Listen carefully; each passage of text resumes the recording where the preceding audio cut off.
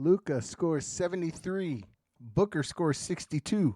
One of their teams wins, the other one loses. The WWE has more disparaging news coming out. And the University of Michigan, the defending national champs in football, hire a new coach. All that and more coming up on our daily sports recap. My name's Lewis. Thank you so much for joining. If you've never been to our channel before, we basically discuss the day's highlights in sports. Well, no highlights, but we talk about the day's big news and kind of prepare you for the next day so you can have some kind of water cooler talk. Of course, we're going into the weekend, so a lot of you may not have water cooler talk, but hopefully you can take this information and go forward with it. Starting with college football, we did mention that the University of Michigan did select their new head coach. It is Sharon Moore. He was their assistant coach who earlier on, when Jim was suspended in this season, Moore was able to replace him and help lead the team to wins. His contract is for 5 years with a base salary of $500,000 with $5 million in additional compensation in his first year. You can read more details if you want online. He was their offensive coordinator and, again, interim head coach in the 4 games when Harbaugh was suspended. He went 4-0 those games. 2 of those wins were against in-conference rivals Penn State and Ohio State. And he is the first black football head coach in Michigan history to hold a permanent position. So congratulations to Coach Moore. We look forward to seeing how he does in continuing what Jim Harbaugh led this past season. In the NFL, one big news of note, and that is Deebo Samuel, the all-everything wide receiver / all-everything for the San Francisco 49ers, has been cleared and available for the NFC title game. He did injure his left shoulder this past Saturday against the Packers and had missed most of the game. And you all saw, if you watched the game, saw how close the game was. But he has been cleared, so definitely a big piece available for the 49ers. My predictions I came out with on the last video, I don't plan on changing that. I will also let you know that for the Chiefs, their all-pro guard Joe Thuney, who was a former New England Patriot, is out for the game. And Isaiah Pacheco, their running back, is listed as questionable for the game. I still consider everybody available, or I still consider all my predictions to be the same as they were before. So we'll be looking forward to seeing how those things turn out. Now, something that came up, and I just remembered that I did not discuss when it came to football, were some of the end of season awards that they were predicting, and stuff like the MVP, Rookie of the Year, Offensive Rookie of the Year, Defensive Rookie of the Year, and other spots like that, Coach of the Year. Just really quickly, just cover a couple of those honors, what I think, who it is, and then who I think will be up for winning those awards. So for the MVP, there was Josh Allen, Lamar Jackson, Christian McCaffrey, Dak Prescott, and Brock Purdy. Allen, the Buffalo Bills quarterback, McCaffrey, the San Francisco running back, are who I think will be number 2 and 3. I think McCaffrey 2, Allen 3. But I do think that award will go to Lamar Jackson. AP Defensive Player of the Year, Deron Bland from the Dallas Cowboys, Max Crosby from the Raiders, Myles Garrett from the Browns, Micah Parsons from the Cowboys, TJ Watt from the Steelers. I would have predicted TJ Watt had he got to play toward the end of the season. I know he got hurt. My prediction, though, I believe it's going to be Myles Garrett for the Cleveland Browns. AP Offensive Player of the Year, Jahmyr Gibbs for the Lions, their running back, Sam Laporta, the Lions tight end, Puka Nacua, the Rams wide receiver. I'm sorry, this is Offensive Rookie of the Year, my fault. Puka Nacua, the Rams wide receiver, Bijan Robinson, the Falcons running back, and C.J. Stroud, the Houston Texans quarterback.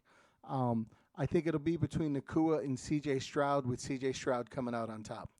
AP Defensive Rookie of the Year, Will Anderson for Houston, Jalen Carter for the Eagles, Joey Porter Jr. for the Steelers, Kobe Turner for the Rams, Devon Witherspoon for the Seattle Seahawks.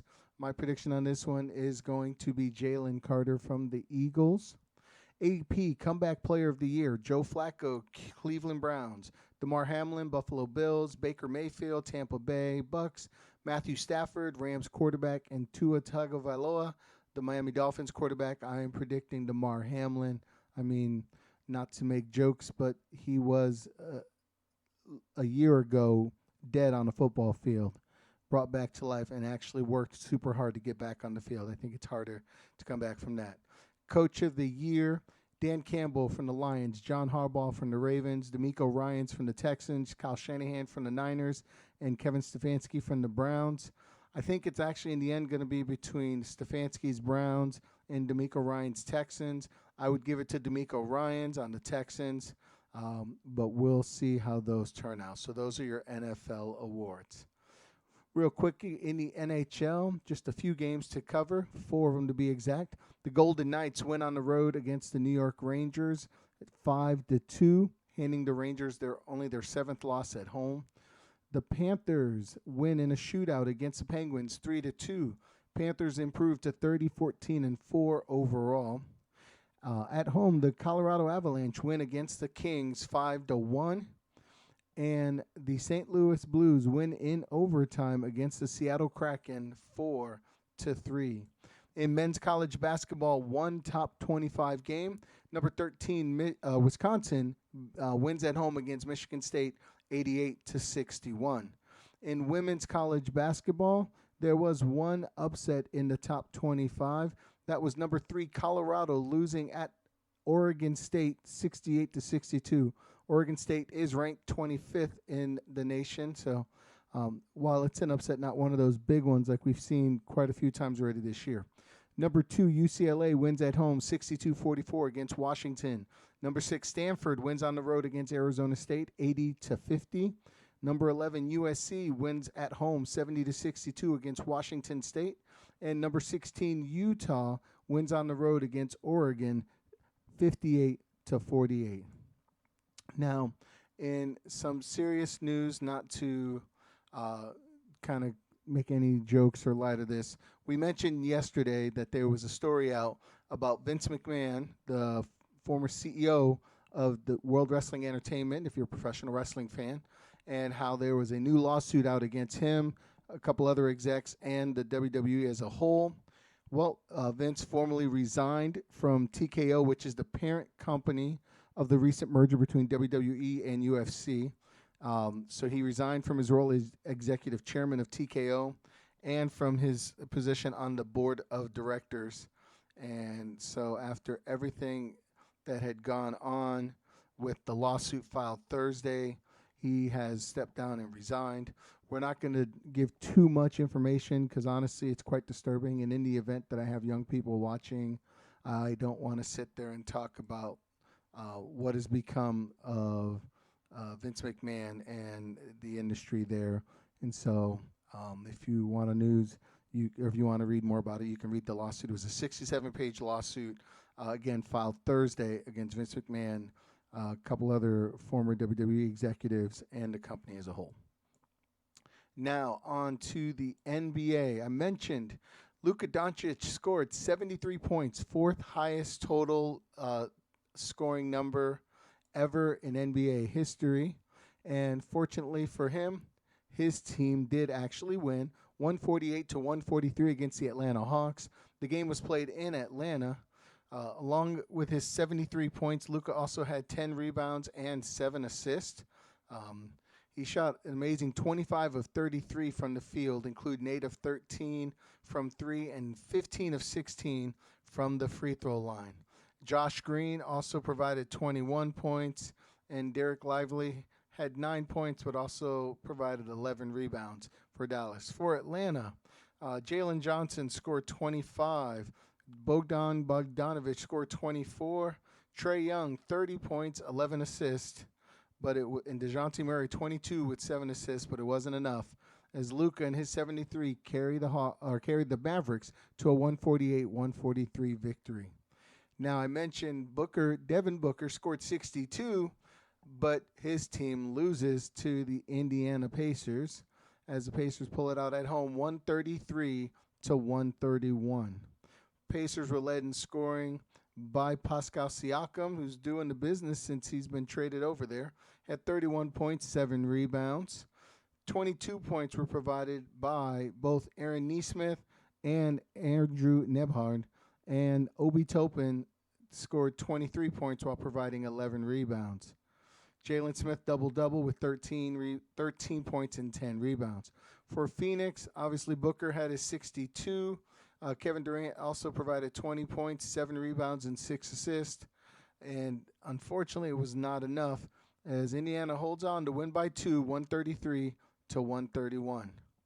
In Charlotte, the Houston Rockets beat the Hornets 138-104. The Rockets had a balanced scoring effect, got 36 points from Jalen Green, who also had 10 rebounds. Cam Whitmore had 24 points and 11 rebounds for the Rockets. For Charlotte, they were led in scoring by Miles Bridges, who scored 21 points, had 7 rebounds. Again, not enough as the Rockets pull it out 138-104. The Los Angeles Clippers win by 20 at Toronto, 127-107. James Harden had his 75th career triple-double, and the Clippers won their 4th straight. Harden had 22 points, 10 rebounds, and 13 assists. Russell Westbrook provided 20 points, Paul George 21 to help the Clippers. For Toronto, they were led in scoring by R.J. Barrett, who provided they were led by Scotty Barnes, his 23. R.J. Barrett chipped in 22. Again, not enough. Harden and the Clippers win pretty easily. Oklahoma City wins 107-83 in New Orleans. Thunder were led in scoring by Shai Gilgeous-Alexander a day after he was told he won one of the starting spots for the NBA All-Star Game. He chipped in 31 points and 5 assists. Chet Holmgren provided 20 points and 13 rebounds for the Thunder. For the Pelicans, they had 4 players in double digits, but none of them scored over 14 points, as Herbert Jones and Jonas Valanciunas both scored 14. Brandon Ingram scored 12, and so did C.J. McCollum. Zion Williamson was not available for the game, so he did not play, which sounds silly the way I just said that, so sorry. Again, Thunder win 107-83. In Milwaukee, the Cleveland Cavaliers win 112-100. Not a good start for Coach Doc Rivers with them there. Jared Allen scored 24 and provided 14 rebounds. Donovan Mitchell chipped in 32 points, 8 rebounds, 6 assists to lead the Cavaliers. Milwaukee was led by Giannis Antetokounmpo's 22 points, 11 rebounds, 9 assists. Dame Lillard also had 22 points, but shot just 7 of 24 from the field. Again, Cavs dominate 112-100. The Orlando Magic played in Memphis and lost not in overtime. They lost by 107-106. The Memphis Grizzlies were led in scoring by Jaren Jackson Jr., who had 30 points, 8 rebounds. 17 points went to Zaire Williams to help Memphis pull that out. For the Orlando Magic, Wendell Carter scored 20 points. Paulo Banchero scored 27 points and 6 assists, but it was not enough. Memphis outlast the Orlando Magic 107-106.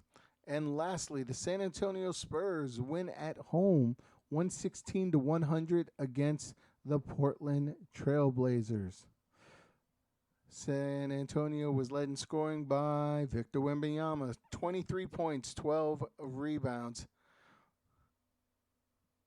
21 points were provided by Keldon Johnson, but the leading scorer was Jeremy Sokan, 31 points, 14 rebounds for the Spurs.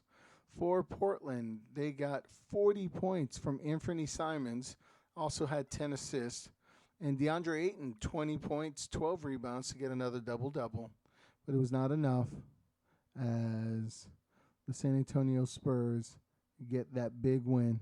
I do want it noted that personal favorite Malcolm Brogdon did not play for the Portland Trailblazers, and I believe why they ended up losing 116 to 100.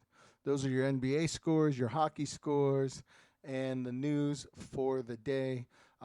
Later on, by the time this comes out, the women's final for the Australian Open will be completed, and we'll have news on that in tomorrow's video. But until then, thank you so much for taking the time to watch. Letting you out right at the 15-minute mark, so we're actually having a better day today. So thank you for taking the time to watch us. We look forward to providing you information tomorrow. Until then, have a great day.